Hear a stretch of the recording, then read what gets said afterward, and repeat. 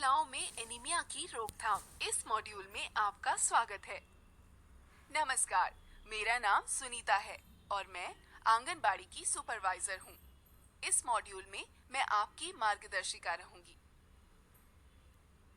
इस मॉड्यूल के अंत तक आप एनीमिया और इसके लक्षण पहचानेंगे, एनीमिया के कारण और प्रभाव जानेंगे, नई माताओं में एनीमिया से बचाव और रोकथाम के बारे में जानेंगे, एनीमिया को रोकने के लिए क्या करें और क्या सलाह दें इसके बारे में जानेंगे।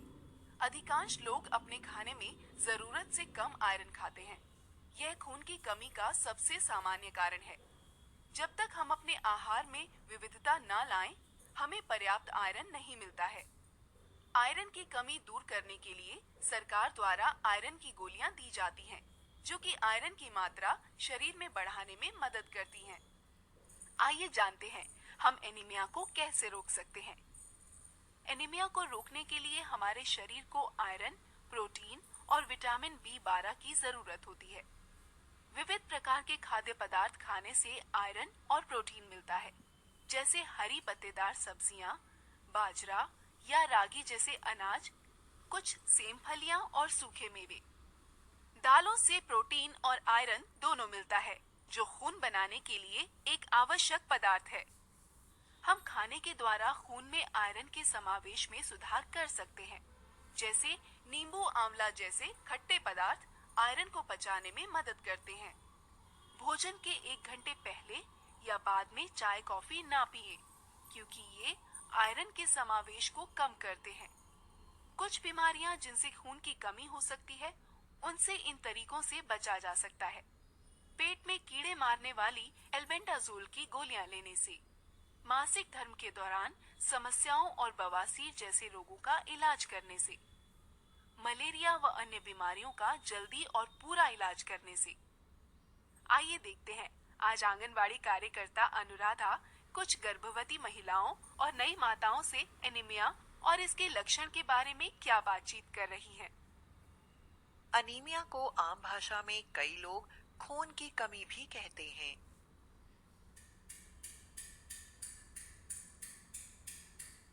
हमारे खून का एक बहुत जरूरी अंश हीमोग्लोबिन है। जब खून में हीमोग्लोबिन की मात्रा उपयुक्त मात्रा से कम हो जाता है, तो उसे अनीमिया या खून की कमी कहते हैं। हीमोग्लोबिन ऐसा पदार्थ है जो खून को लाल बनाता है और ऑक्सीजन को हमारे शरीर के हर अंग तक पहुंचाता है। ऑक्सीजन वो जीवन रक्षक पदार्थ है जिससे हम सांस लेते हैं। यदि हमारे खून में हीमोग्लोबिन की उपयुक्त मात्रा नहीं होगी, तो हमारे अंगों तक पर्याप्त मात्रा में ऑक्सीजन नहीं पहुंचेगी। इससे हमारे शरीर के अंगों का काम प्रभावित होता है। हमारा शरीर जल्दी थक जाता है और हम अधिक काम नहीं कर पाते। हमारा दिमाग भी जल्दी थक जाता है और हम मानसिक थकान महसूस करते हैं। हमारा दिल अंगों को अधिक ऑक्सीजन देने के लिए खून को तेजी से पंप करता है, जिस वजह से यह हमारी नाड़ी या नस की धड़कन तेज करता है। अनीमिक व्यक्ति की जांच करने पर निम्न लक्षण मिलेंगे: हथेली व पैरों के तलवे में पीलापन, नाखूनों में पीलापन, जीभ व होठों में पीलापन और कभी-कभी काले धब्बे, नाड़ी या नस का तेज चलना और तेज दिल की धड़कन। जिन लोगों के खून में हीमोग्लोबिन की कमी होती है, वह इन समस्याओं का सामना करते हैं: कमजोरी महसूस करना और जल्दी थकना, किसी भी काम को करते हुए जल्दी सांस फूलना, जैसे कि ऊंचाई या सीढ़ी चढ़ना, हाथ पैरों में दर्द की शिकायत होना, मानसिक तौर पर सुस्त महसूस करना या चिड़चिड़ापन होना। आपने जाना कि हीमोग्लोबिन की मात्रा कम होने को एनीमिया कहते हैं। आइए पता करते हैं कि हीमोग्लोबिन कैसे बनता है। हीमोग्लोबिन का मुख्य अंश आयरन है और उसकी कमी एनीमिया का एक कारण है। आयरन हमें विविध प्रकार के भोजन खाने से मिलता है और यह हमारे शरीर के अंगों, खासकर लिवर में 6 महीने तक जमा रह सकता है।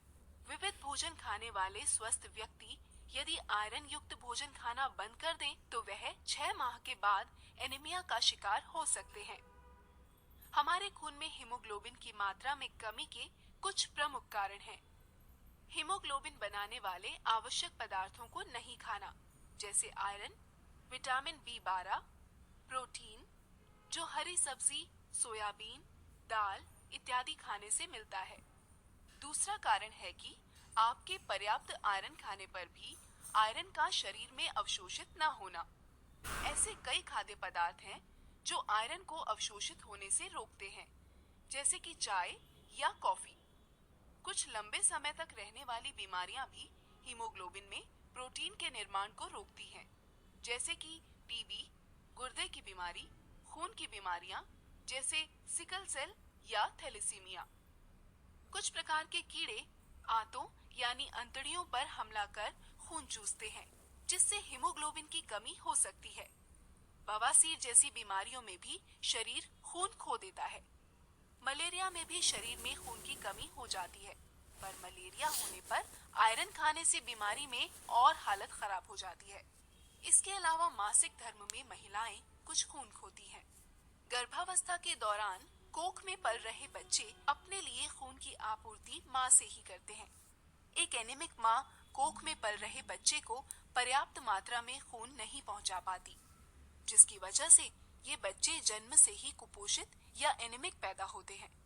ऐसे बच्चों का मानसिक और शारीरिक विकास धीमा होता है।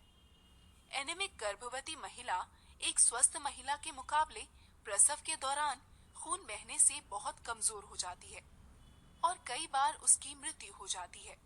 चलिए देखते हैं कि एनीमिया को रोकने के लिए हमें क्या करना चाहिए और माताओं को कैसी सलाह देनी चाहिए। गर्भावस्था के समय गर्भावस्था रजिस्टर की मदद से प्रत्येक गर्भवती महिला तक पहुंचे। जल्द से जल्द गर्भवती महिला का पंजीकरण करवाएं। IFA यानी आयरन की गोलियों की खुराक जल्दी शुरू करवाएं। ANM या आंगनबाड़ी कार्यकर्ता द्वारा गर्भवती महिलाओं को आयरन की गोलियों का वितरण किया जाता है।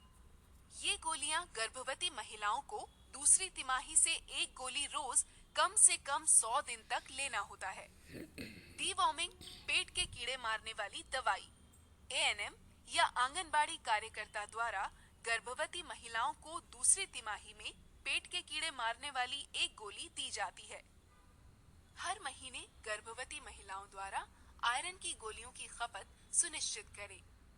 आयरन की गोली खाने पर अगर महिलाओं का जी मिचलाता है, कब्ज या पेट खराब होता है, तो उन्हें न घबराने को बोले और ज्यादा पानी पीने तथा रात में भोजन के बाद गोली खाने की सलाह दें।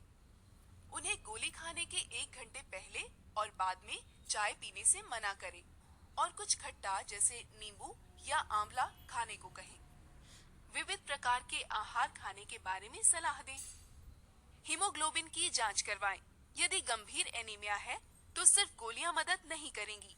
यदि तीसरी तिमाही में गंभीर एनीमिया का पता चलता है तो खून चढ़ाने की जरूरत पड़ सकती है। तुरंत अस्पताल जाने की सलाह दें।